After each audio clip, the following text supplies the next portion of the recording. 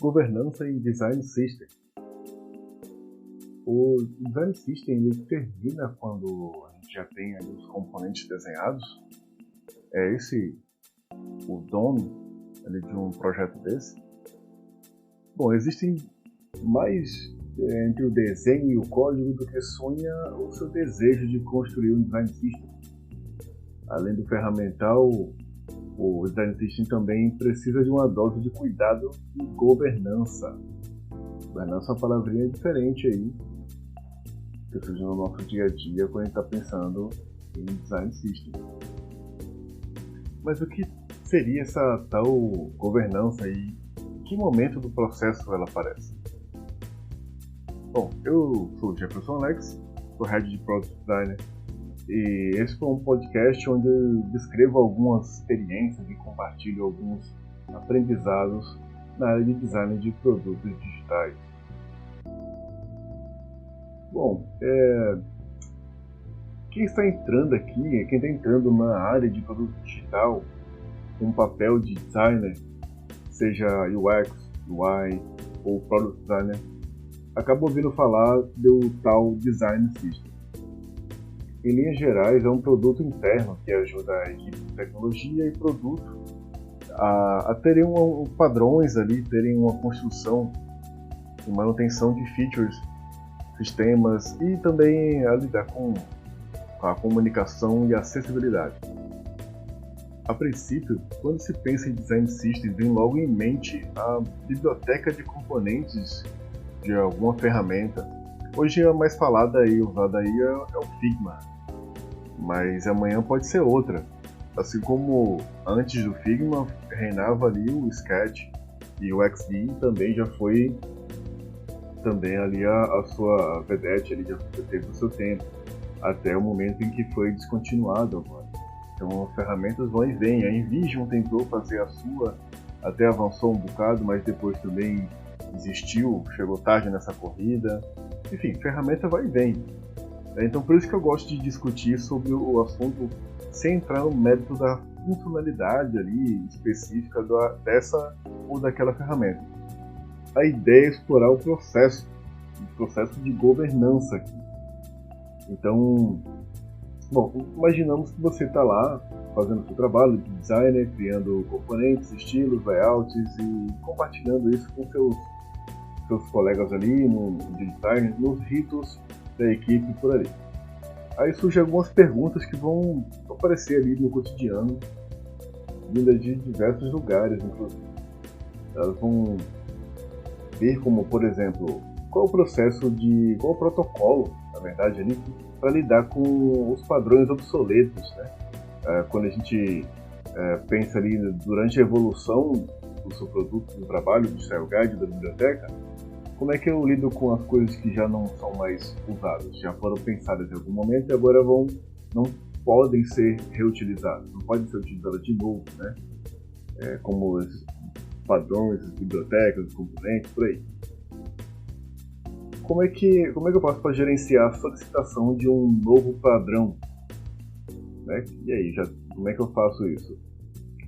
Quem tem a autoridade para aprovar e qual é esse processo para uma mudança? Como é que as operações são implementadas em sistemas que já estão ativos, aí, já estão rodando? Como é que é o plano para isso, né?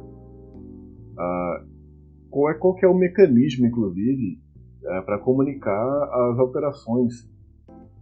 Porque a gente tem que trabalhar em equipe. Como é que a gente faz para comunicar para geral? Como é que eu posso garantir um padrão de qualidade? Né? Como é que a gente lida com isso? Aliás, o que é qualidade para esse produto? Outra coisa é onde, como e quando são documentados os processos, a biblioteca e as diretrizes para a gente guiar, né? Ser guiado por elas ali. Outra coisa também, quem que pode ter acesso a esse material, né? Quem pode ter acesso a tudo isso, né? Por que canal que pode ter acesso? E se a gente tem alguma submarca, por exemplo, que precisa de outra biblioteca, ou precisa de uma especialização, como é que a gente lida com isso, ou até mesmo com a stack de tecnologia nova? Pois é, esse é um assunto bem complexo, né? Tem bastante pergunta aí para se responder. E para pensar em tudo isso, justamente é pensar em governança, pois governança é o que estabelece, que envolve inclusive ali o estabelecimento de políticas para criação, manutenção e uso do design system. Nos meus estudos aí eu encontrei um framework proposto por Anirudh, acredito que é assim a pronúncia do nome dele. Anirudh criou ali ele propôs ali um framework e onde ele deixa claro alguns pontos essenciais ali de como é que eu penso na governança ali do design system. Como eu sou entusiasta, né, de frameworks, adoro isso, eu me debrucei ali um pouco sobre esse framework para entender um pouquinho melhor ali, né? Então essas diretrizes de construção propostas por ele apresenta um quadro, né? Ele coloca isso no formato de um quadro ali, mas a gente pode pensar como um passo a passo também ali, embora não seja sequencial, mas imagine um quadro, tá? Bem que é um canvas mesmo, ele formato canvas. Então a ideia é o seguinte, ele começa o princípio de tudo assim, começa a se preocupar com a pessoa que vai ser responsável, dono desse projeto, né? Ponto focal. Essa definição deve ser pensada o mais claro possível. Nada de comentar assim, é o time de design, ou então a pessoa que estiver disponível vai tratar disso. Então você falar com qualquer um que esteja disponível. Pense realmente em CPF, tá? Ou time dedicado. Se é para falar que é um time que vai criar, que vai lidar com os processos ali, então que esse time seja dedicado, porque falar que um time de design que tenha, sei lá, 3, 4, 20, 40 designers é o responsável por lidar com as diretrizes ali, com a governança, é o mesmo que dizer que não existe governança, né? Basicamente, todo mundo vai ser responsável e ninguém é responsável ao mesmo tempo, né? Cada um tem seus trabalhos para fazer no dia a dia também. Vai acabar não tendo prioridade isso. Então, a partir do momento que você define ali quem é, né, o que ele chama de ownership, é importante pensar como é que essa pessoa se relaciona, como é que ela pode ser acionada. Por exemplo, quais são os canais ali, a disponibilidade de horário, tarefas e processo, né, e o cargo que essa pessoa responde. Deixar bem claro, né, o que ela faz no dia a dia, né? Por isso que ela foi escolhida, essa pessoa foi escolhida. Então, outra característica das diretrizes é definir, já um outro passo, né, um outro ponto ali do framework, é de definir ali as políticas e estratégias, né? Definição de políticas e estratégias. Isso significa deixar bem explícito o modus operandi dessa pessoa, dona do processo, do produto em si. Um exemplo é sobre como lidar com a obsolescência. Tem alguns exemplos aqui para explicitar o que significa ali, política, né, de diretrizes. Por exemplo, qual que é a estratégia para realizar um monitoramento via ferramenta X a cada Y tempo? Vou fazer teste, vou fazer validação, ou vai ter algum alinhamento ou não com algum outro componente, como é que está sendo o uso. Então, assim, a estratégia é monitorar ativamente, esperar passivamente alguma solicitação. Então, qual é a estratégia que você vai lidar com isso? Outro ponto, por exemplo, tem que se pensar, ainda nesse mesmo sentido ali, é como é que eu vou lidar com a atualização do front, quando houver.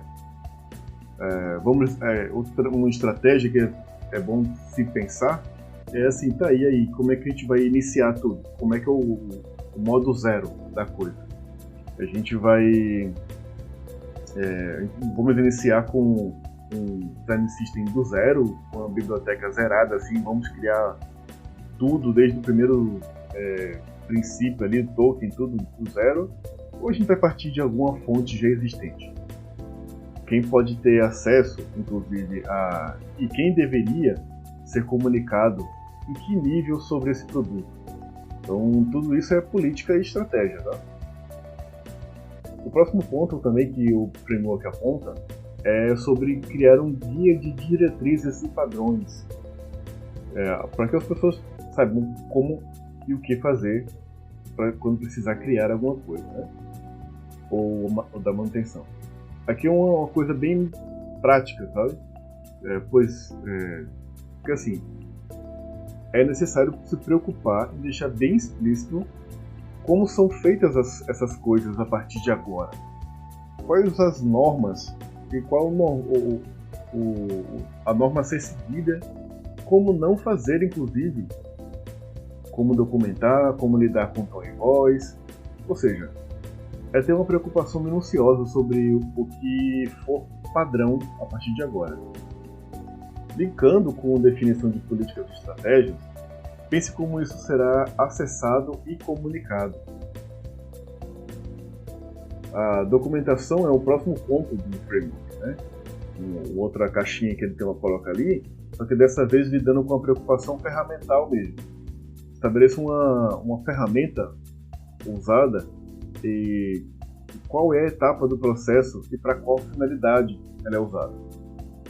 Um exemplo é o uso do Figma para desenho, por exemplo, né?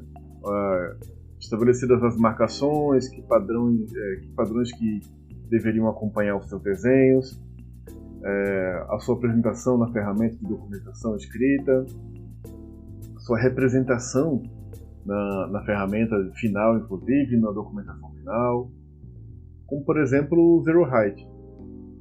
O Zero Height é muito utilizado para você gerar a documentação final ali, né? A escrita tem a sua estrutura mesmo de documentação. É mais similar até o que o desenvolvimento já usa há um bom tempo. E também é necessário indicar quais outras ferramentas são utilizadas como apoio ou vínculo, como é o caso de plugins, por exemplo, e ligações com a documentação de desenvolvimento usando o Storybook ou o GitHub. Nesse ponto em que a gente está falando sobre documentação aqui, é sempre importante estabelecer como lidar com o versionamento também. Manter um histórico é muito importante, tão importante inclusive quanto ter uma documentação atual. Que aí a gente possibilita visitar versões anteriores e também, no caso de um rollback aí, para voltar para o ponto anterior, e também versionamento é sempre importante. História é sempre importante. O penúltimo ponto que o framework coloca sobre a governança, que ele cita, é a comunicação. Isso é um ponto essencial para que as coisas corram da melhor forma possível.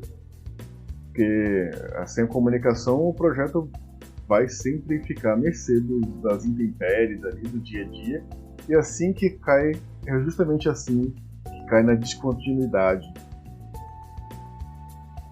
Pode ser criado até um blog interno, quando a gente fala de comunicação, às vezes também um blog público. Tem algumas equipes de design que criam seus blogs, que deixam públicos também para fazer dar mais visibilidade também ao que as pessoas estão criando, né? É uma questão também de gerar uma autoridade no time para fora, mas questões mais estratégicas até de evolução da biblioteca e como é que a gente está lidando com isso, às vezes é feito um blog interno mesmo, então com a intranet e tal. Já vi soluções de intranet, por exemplo, ter espaço de divulgação para isso. Pense em outros canais também disponíveis, como o Slack. Como é que vocês estão lidando com isso? O Discord, Teams ou algum fórum. Eu já vi exemplos de times de empresas que têm no Slack, por exemplo, um canal específico só para escoamento de novidades das ferramentas. Então atualizou a ferramenta de 0.9 para 0.91. Então essa versão é escoada automaticamente lá para aquele canal. E aí quem quiser saber novidades vai estar lá uma notificação documentação, vai estar lá o link, vai estar apontando para a documentação, falando sobre o que é release e apontando para a fonte de documentação que você estabeleceu lá no ponto anterior. Então, e é uma boa prática, né? Isso que eu estou falando de estabelecer nesse ponto central, para que aponte para os demais materiais. Então, você vai fazer uma divulgação lá no fórum, ou no Discord, ou no canal do Teams, por exemplo, no Slack. Lá é bom você apontar para algum lugar que concentre as informações que todo mundo vai precisar se realmente for de interesse sobre aquele assunto ali que você está divulgando. Então, a atualização do componente, do tone voice, de cores, enfim, de qualquer coisa. E por fim, desse framework, só que e não menos importante, uma das coisas mais problemáticas até de lidar ali no dia a dia, pelo que eu venho percebendo, mas que é super importante, é lidar com métricas. Nesse caso de um produto interno, você pode se preocupar com as métricas como usabilidade dos componentes. Lembra que lá no começo você tem que se preocupar sobre o que é qualidade? Então, como é que você lida com isso aqui? Como é que está a taxa de adoção pelos times? Eles estão usando os componentes, quais não estão utilizando? Enfim, tanto na parte de desenho, como também como é que o consumo da biblioteca de componentes pelos desenvolvedores está sendo feito, né? Se realmente todos estão utilizando a biblioteca, se estão criando coisas novas lá, sem muito controle. Isso aí também é uma de medir.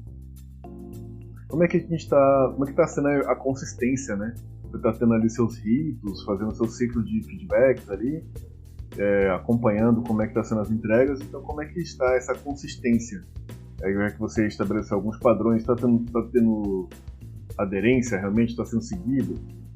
Pode identificar ali o grau de eficiência, inclusive, que o produto está ajudando as equipes. Então, se a gente está criando um design system para ter mais velocidade, celeridade, ali o produto está ajudando alguém, né? Ou pelo menos deveria não estar atrapalhando, né? Então, como ele é que está lidando com isso?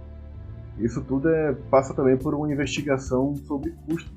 Redução de custos ali é essencial, porque sem custo de tempo, custo de dinheiro ali também. Bom, além de tudo isso que o framework cita, a gente está falando de design system, né? Então existe aí no dia a dia do design ops, por exemplo, ele precisa se preocupar com o onboarding de novos designers, ele precisa se preocupar com alinhamento com as diretrizes da empresa e as stacks de tecnologia. E isso aí, bom, design ops por si só é um assunto bem grande, né? Talvez em outros momentos eu aborde mais pontos sobre isso. Isso aqui eu quis falar mais sobre governança mesmo, né? Sobre o aspecto um pouco mais subjetivo, abstrato, que não é a criação de um componente nem a escrita de um documento, sim como lidar com todo um processo, né? Bom, espero ter contribuído aí com essa minha exposição sobre o tema. Se te ajudou, se te intrigou ou chamou a atenção, compartilha aí com outras pessoas que você conheça. Estou sempre à disposição para ouvir outros pontos de vista também, porque é assim que a gente constrói e evolui o conhecimento. Até a próxima!